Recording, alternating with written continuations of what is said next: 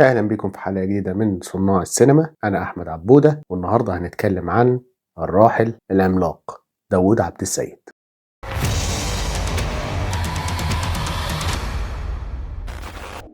أنا بقدم شكر خاص في الحلقة دي للكاتب والسيناريست هاني فوزي، وهو صديق شخصي للراحل داوود عبد السيد، وهو مشكورا وافق إن هو يجاوب على شوية أسئلة بخصوص صديقه. داوود عبد السيد اتولد في 23 نوفمبر 1946 في القاهرة لأسرة مصرية من الطبقة الوسطى. كان طموحه في البداية انه يشتغل في الصحافة، لان كان جواه رغبة وطموح لمراقبة الناس ومعرفة أحوالهم وظروفهم. وبالصدفة وفي يوم في إحدى الزيارات لاستوديوهات السينما في مصر بقى عنده اهتمام شديد بالسينما لما شاف طريقة صناعتها، وبعد كده اتأكد الشغف ده لما شاف فيلم بلاك أورفيوس للمخرج مارسيل كامو، والفيلم عن قصة لإعادة تجسيد أسطورة إغريقية في أحد كرنفالات البرازيل. فيلم بيدمج الواقع بالخيال الشعري. دخل داوود عبد السيد المعهد العالي للسينما واتخرج سنة 1967 بعد ما حصل على بكالوريوس إخراج سينمائي، وده خلاه من جيل نكسة 67. يعني ده جيل اتخرج لقى بلد طلع من نكسة، من هزيمة وحالة اقتصادية واجتماعية وفنية سيئة جدا، وده هيكون جزء كبير من شخصيته الإبداعية فيما بعد. وطبعا الجيل ده هو جيل معادي للسينما الرومانسية، للسينما الحالمة زيادة عن اللزوم اللي ملهاش صلة بالواقع، جيل بيبص بين شقوق المجتمع.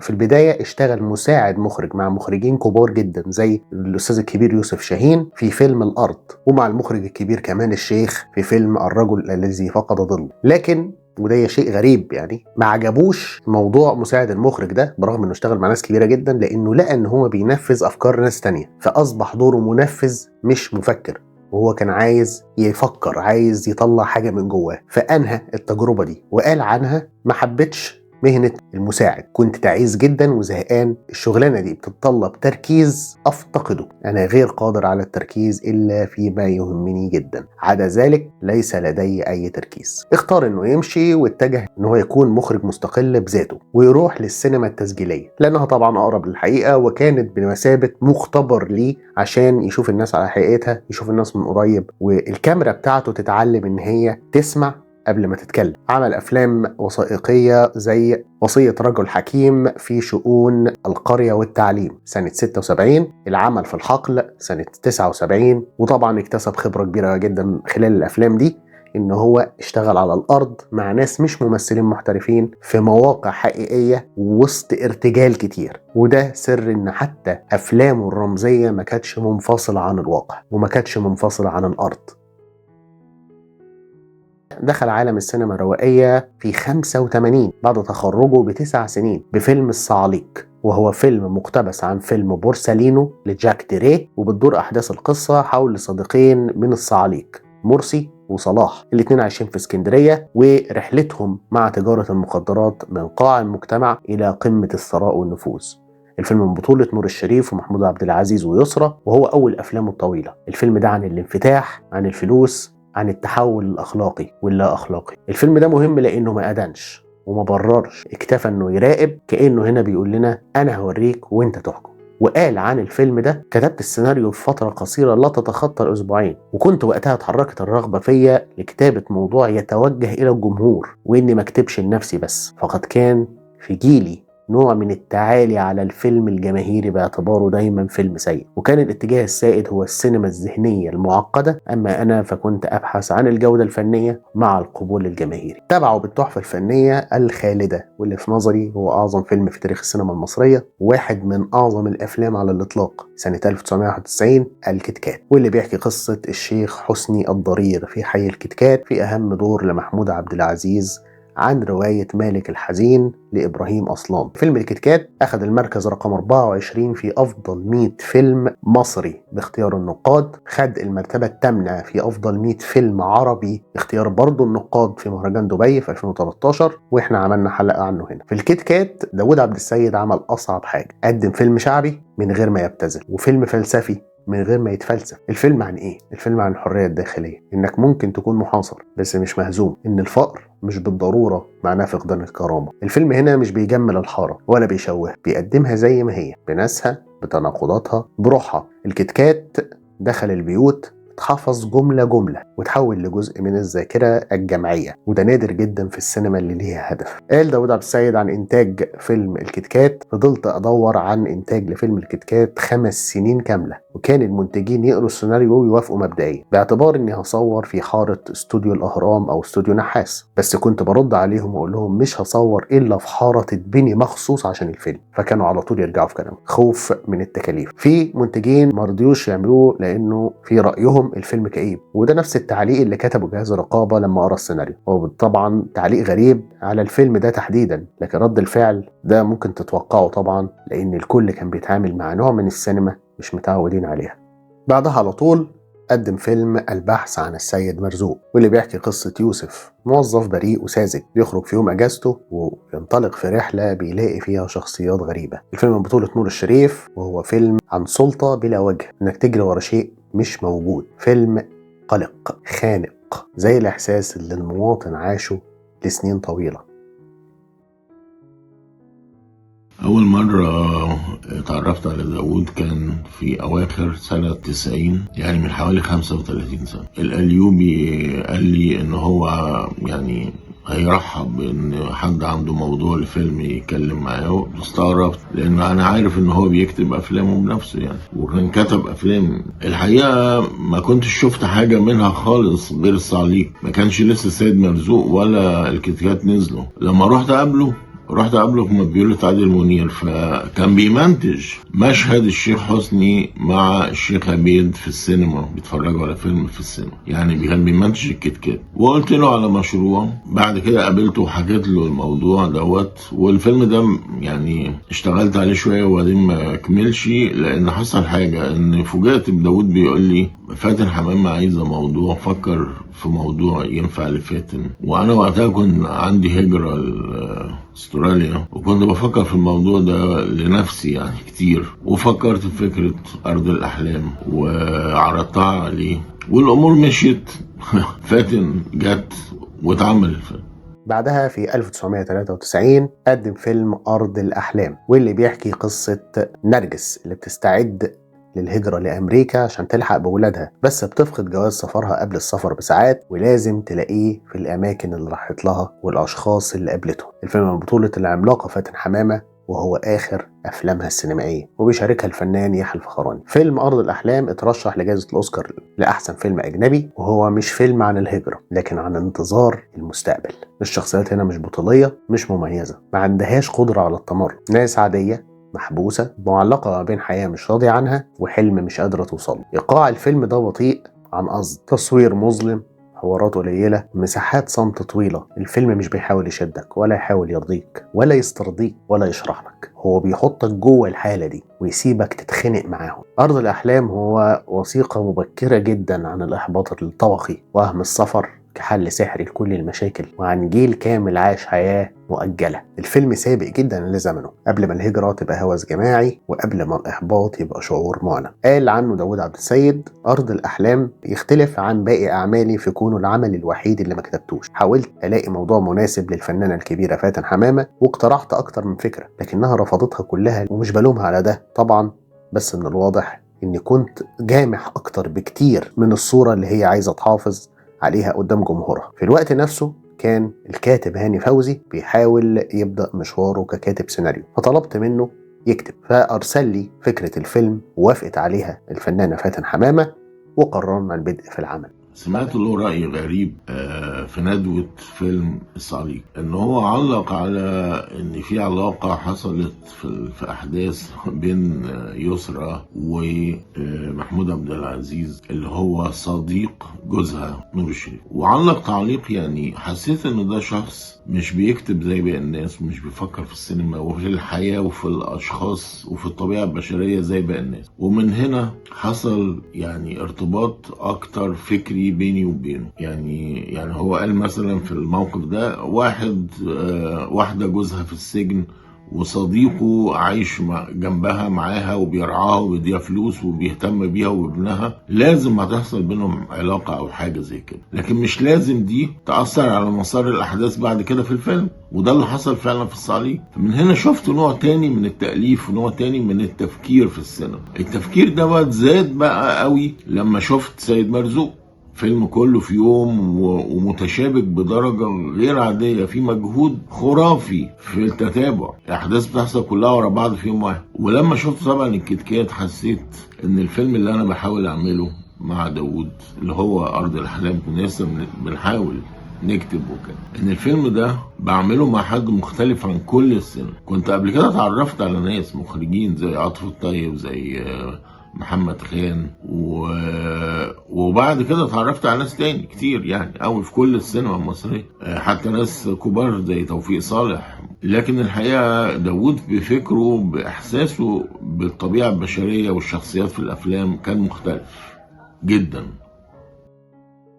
بعدها بسنتين قدم فيلم سارق الفرح، والفيلم بيحكي قصة سكان منطقة المقطم في حالة من الفرح بعد ما تقدم شطة للجواز من الراقصة أحلام، ومن هنا بتبتدي المشاكل. فيلم من بطولة ماجد المصري، لوسي، عبلة كامل، محمد هنيدي، وحنان ترك. هنا هو كان كاتب أكتر منه مخرج. السيناريو بتاعه بسيط، مباشر، إنساني، مفهوش أي تعقيد فلسفي ولا بناء رمز تقيل. الفيلم قريب من الإنسان نفسه بدون فلاتر. بيقول هو عن الفيلم ده: حكاية الفيلم بدأت لما وصلت قصة سارق الفرح لخيري شلبي، جابها لي أحد الأصدقاء مخطوطة ما كانتش اتنشرت لسه. عجبني فيها إن هي زي بوابة بتفتح على العالم، بس العالم ده مش موجود غير في القصة نفسها. قصة قصيرة ما بتتجاوزش شوية صفحات، بس بتفتح على عالم العشوائيات اللي وقتها ما كانش مطروح على الإطلاق قبل ما يتحول لموضة درامية. خلصت السيناريو، اديته النور الشريف، عجبه، بعتنا للرقابة عشان ناخد التصريح. الرقابة رفضته بشكل كامل. رحت عملت ساعتها أبسط حيلة ممكنة لتمرير السيناريو، بدلنا كلمة عشة بكلمة بيت، فاتقبل بلا ملاحظات.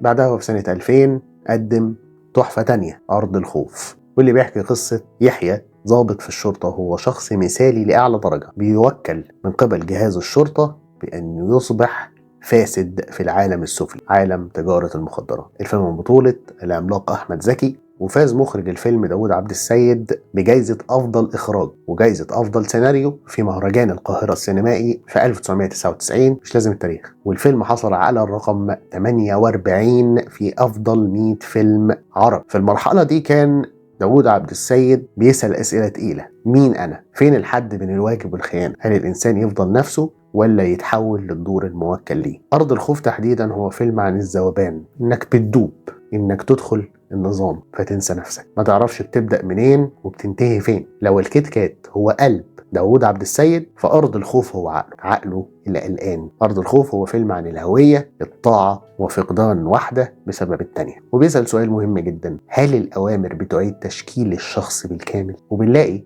إن مع الوقت الإجابة موجودة. الخط بين المهمة والحياة بيختفي. أرض الخوف واحد من أهم الأفلام العربية اللي عن علاقة الفرد بالسلطة، مفهوم الواجب، وفكرة إن الدور ممكن يبتلع الإنسان. فيلم برضه سابق العصر، وكل ما الزمن بيعدي وكل ما بنشوف فيلم داوود عبد السيد بنلاقي إن هو برضه كان سابق زمانه وكان شايف أبعد من الكل. أرض الخوف هو أكتر أفلامه تعقيدا، أقل فيلم فيه مجاملة، وأقربها ليه لحقيقته هو شخصيا. بعد الفيلم ده هو في نظري حس ان هو مش محتاج يثبت حاجة، قال كل اللي عايز يقوله بوضوح، وقال عن الفيلم ده: الفيلم فعلا فيه مستويات التفسير اللي اتكلم عنها الكل، بس دي امور ادركناها بعد ما خلصت الفيلم وشفته، بس اثناء الكتابة لما ما كانش عندي قصد واعي ان انا اعمل المستويات دي. في الفيلم فعلا في مستوى ميثولوجي عن نزول آدم على الأرض، وهو واضح من الأسماء والتفاصيل. في مستوى سياسي متعلق بالجيل اللي أنا جاي منه. في برضه المستوى الوجودي المتعلق بأن الإنسان هو أفعاله وليس أهدافه. فمش مهم هدفك في بداية الرحلة، لكنك في النهاية مش هتكون إلا أفعالك واللي عملته. بالإضافة لكل ده في طبعا المستوى الأول، مستوى الحكاية اللي بيتعلق بتجارة المخدرات، حكاية يحيى أبو دبورة بشقها التشويقي.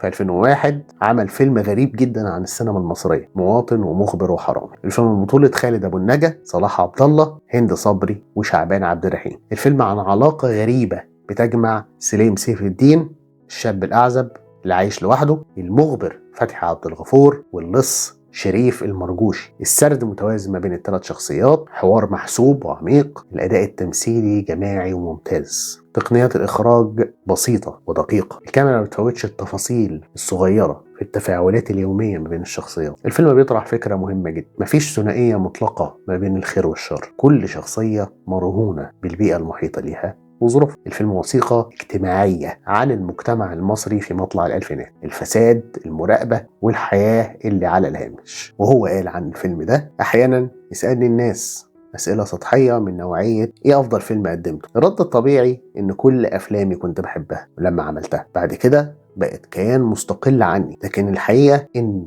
مواطن ومخبر وحرامي ليه معزة خاصة في قلبي، بس ده مش معناه إني بحبه أكتر من باقي أفلامي، بس بقدره تقدير خاص. كتابة سيناريو الفيلم ده لما جاتش من خلفية سياسية أو اجتماعية، لكن ابتدت في ذهني من فكرة غريبة جدا معرفش ازاي أدت في النهاية لكتابة سيناريو. الفكرة عن افتراض وجود وعاء زجاجي مالي هند دان، لو بصيت له مش هتعرف كل دودة بتبتدي فين وبتنتهي فين، والدودة اللي بعدها بتبتدي فين وبتنتهي فين.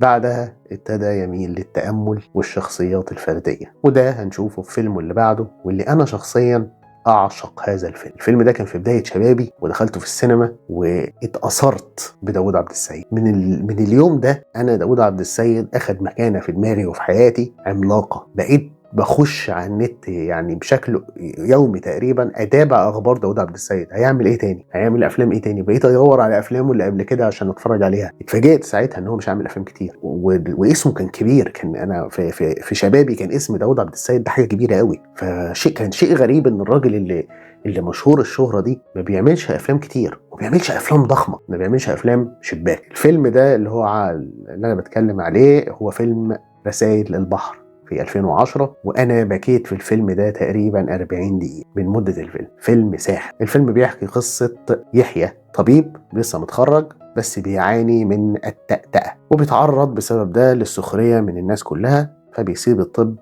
وبيقرر انه يشتغل صياد في رحلة بيلاقي فيها وبيلتقي بناس كل واحد له قصة مختلفة عن الآخر. الفيلم بطولة آسر ياسين، بسمة، ماهي كساب، ومحمد لطفي. كل واحد من دول عمل دور عمره في الفيلم. وللعلم الفيلم ده كان اصلا هيعمله احمد زكي، ولكن للاسف مرضه منعه من ده. الفيلم حصل على المرتبه 83 في افضل 100 فيلم عربي، والفيلم ما خدش حقه بنكله. والتصوير كان صعب جدا، وقف كذا مره بسبب ان الاجواء كانت وحشه جدا ساعه التصوير، والحاله الصحيه للمخرج نفسه اللي تعب كذا مره اثناء تصوير الفيلم، ورجله اتكسرت في مره وهم بيصوروا واضطروا يوقفوا التصوير مده طويله. بيقول بقى هو داود عبد السيد عن الفيلم ده: فضلت ادور 8 سنين عن انتاج للفيلم. الجو كان عدائي جدا من المنتجين، وكان السبب خلافي على الابطال، وده ادى لتوقف المشروع. لو وافقت على الممثلين اللي هم بيختاروهم كان الفيلم هيتعمل، ما كنتش هضطر استنى ده كله. بس ما كانش عندي ذره من الرغبه في التنازل عن اللي في دماغي، وحتى لو اتنازلت فالتنازل ده ممكن يبقى في مده تصوير او في حاجه تانية. لكن لما يكون الموضوع يخص ابطال الفيلم فلازم يقف العمل، بس ما يطلعش بشكل انا مش شايفه مناسب. بعدها ب5 سنين كاملين رجع بفيلمه الأخير قدرات غير عادية. الفيلم بتدور قصته حول يحيى اللي بيفشل بحثه العلمي عن القدرات غير العادية في البشر، وبيجبر على أخذ أجازة من شغله وحياته، وبيروح في رحلة غريبة. الفيلم بطولة خالد أبو النجا ونجلاء بدر. هنا الفيلم تأملي أكتر منه فلسفي. الذكاء والاختلاف مش دايما قوة، لكن مسؤولية وعبء اجتماعي ونفسي. رمزية واضحة وبسيطة مش تقيلة على المشاهد. ألوان وتصوير شاعري زي رسائل البحر، لكن أهدى. كل الأسئلة اللي كان بيطرحها داود عبد السيد في مسيرته، الفرد، الحرية، المجتمع، المسؤولية، اجتمعت هنا، وده كان الوداع الهادئ لداود عبد السيد. اعتزل بعدها وقال: الجو ده غير صالح لصناعة السينما، هو صالح فقط لتربية الدواجن. وانتقد ساعتها ما أسماه بسيطرة السينما التجارية الاستهلاكية وتضييق الخناق الرقابي على صناع السينما، وقال إن الجمهور القديم اللي كان بيروح للسينما للتسلية تم استبداله بجمهور جديد بيروح المولات باحثا عن التسلية فقط. وقال ان قرار التقاعد ده كان قرار سهل جدا وسريع جدا، وان هو ادى رسالته السينمائية والفنية عبر اعماله اللي قدمها من السبعينيات ولحد الالفينات. اثار قرار بقى اعتزاله ده ساعتها موجة كبيرة جدا وضجة كبيرة جدا، حتى ان هو نفسه اتفاجئ وقال انا ما كنتش اعرف ان خبر اعتزالي هيعمل الضجه دي كلها. في اواخر ايامه كان داوود عبد السيد بيعاني من ازمه صحيه شديده وتحديدا في وظائف الكلى، وده خلاه طريح الفراش. توفي داوود عبد السيد في يوم 27 ديسمبر 2025 عن عمر 79 سنة بعد معاناة استمرت سنين مع الفشل الكلوي. في الشغل معاه خصوصا في فيلم أرض الأحلام كان في إصرار شديد جدا جدا على تحقيق مستوى فني معين، يعني عشان كده عدنا السيناريو 3 مرات. والمجهود اللي اتبذل في الفيلم يعني ده في الكتابة كان غير عادي بالنسبة لي، لأن أنا كنت بتعلم الكتابة، فاعتبرت نفسي كأني دخلت معهد سينما أتعلم الكتابة، وأنا كنت أصلا قسم إخراج مش سيناريو يعني. فاعتبرت دي مدرسة، وداود بيعلمني في الفيلم فعلا نفسه. هو داود كان مصر انه ما يكونش مخرج الطبقة الاليت، الطبقة المفكرة المثقفين، يبقى مخرج للناس كلها. وده بيبان اكتر في سرق الفرح مثلا، انه مهتم بالطبقات الشعبية المهمشة وكده يعني، ومهتم ان الفيلم يبقى فيه متعة مش مجرد افكار تقيلة كده. وهو اعتبر سيد مرزوق ده فيلم يعني استثنائي، واعتبره يعني من اكتر الافلام اللي صعبة شوية على الناس، لان هو برضو الحقيقة كان نفسه الفيلم ده يتعمل بعادل امام او يحيى فخراني. لظروف الانتاج وظروف الممثلين ما خلتش ده ممكن يحصل، واتعمل بنور يعني خلى الفيلم شوية جد. هو داود كان عايزه يبقى كوميدي اكتر، خصوصا المشاهد اللي بيتبهدل فيها البطل، زي مشهد ضرب النار على عربية وانه ماسك منديل بيجي. هو كان عايزه يبقى كوميدي اكتر، وهو مهتم دايما بان الافلام تبقى فيها متعة للناس العادية اللي مش مثقفين. دي كانت حاجة مهمة. كان صامت كتير، بس هو الصمت ده لانه كان بيبقى كتير، يعني ده احساس الفنان اللي موجود في عالم تجاري، انه لو اتكلم مش هيفهموه وهيقولوا له اقتراحات بايخه تضايقه اكتر. ده كان بيحصل كتير يعني، فكان بيصمت في الظروف دي وفي الاجواء دي.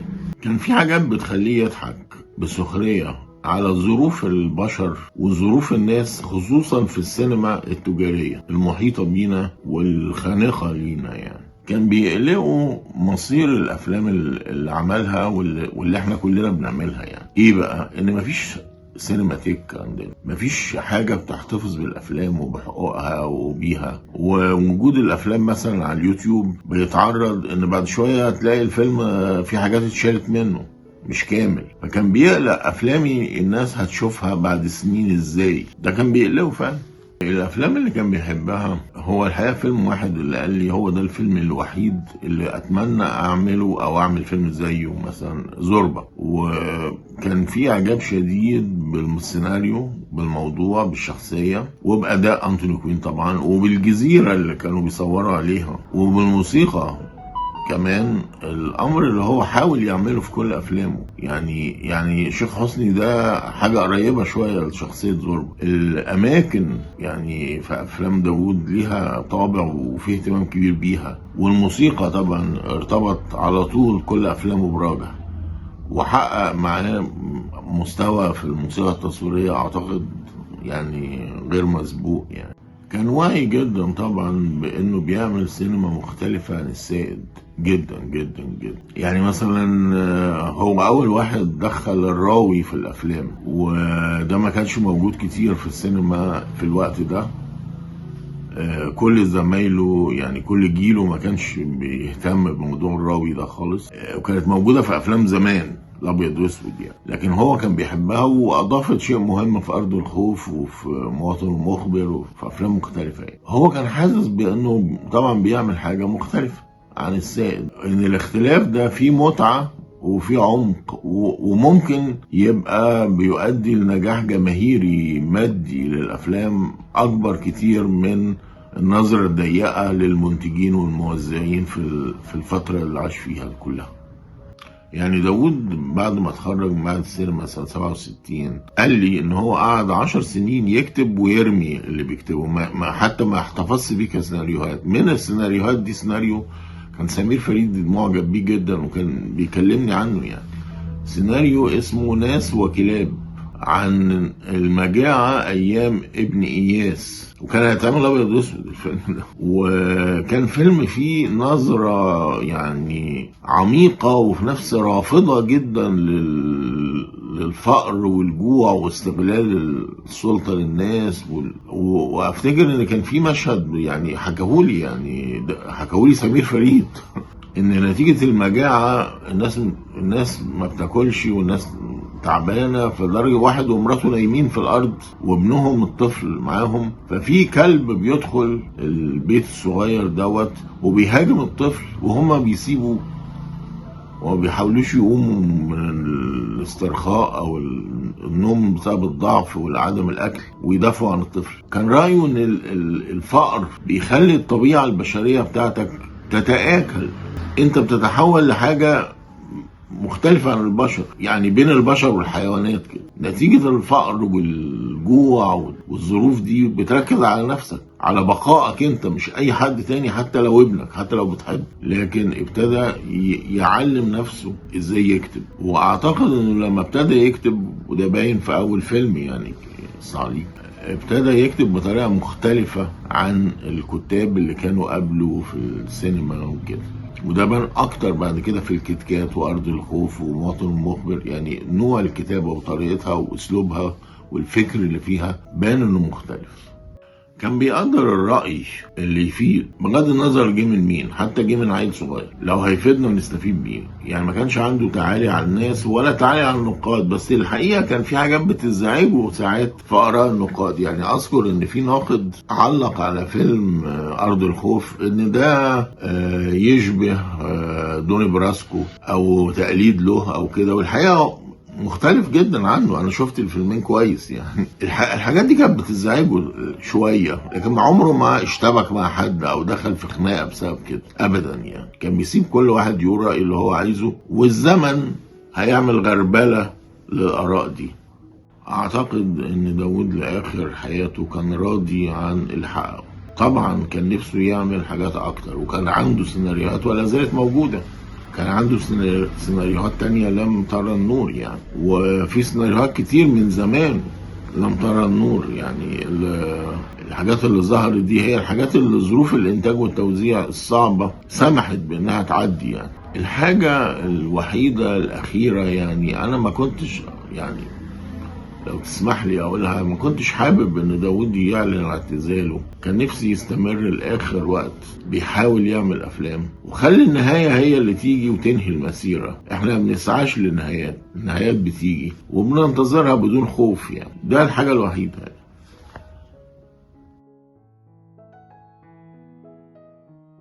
داود عبد السيد كان شخص شديد الخصوصية، نادر جدا انه يتكلم عن نفسه، وكان متجوز من الصحفية والكاتبة كريمة كمال، وهي كانت أقرب شخص ليه، وصوت بيدعم مسيرته فيه هدوء.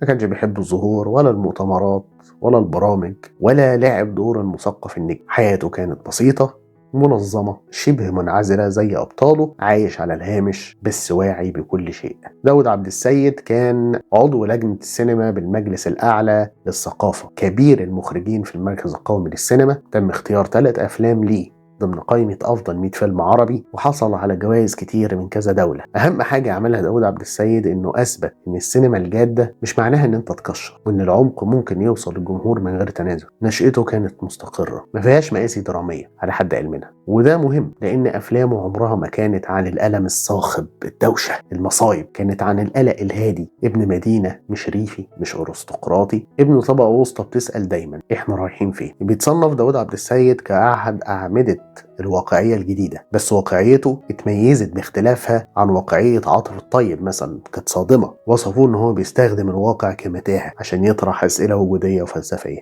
وده حقيقي. كان دايما رافض لجملة الجمهور عايز كده، لأنه كان شايف ان المسؤولية هنا على الصانع نفسه، على الفنان، على المثقف، ان هو يحترم عقل الجمهور وما يسمعلوش. وكان شخص صبور جدا، كان ممكن يكتب السيناريو ويقعد يستنى بال5 وال6 سنين وال7 سنين عبال ما الفيلم يتعمل.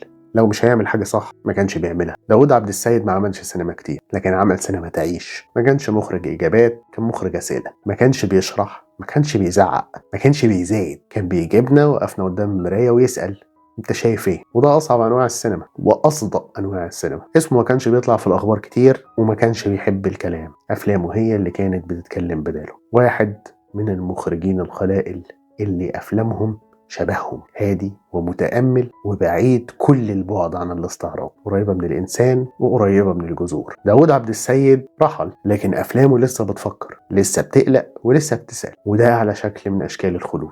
شكرا داود عبد السيد على كل حاجة علمتها لنا وعلمتها لي أنا تحديدا. شكرا إنك ضحكتني، وشكرا إنك بكتني، شكرا إنك مختلف، وشكرا إنك حقيقي، شكرا إنك عملت لنفسك مكان في قلبي هيفضل معايا لحد آخر يوم في عمري. شكرا يا فيلسوف السينما المصرية.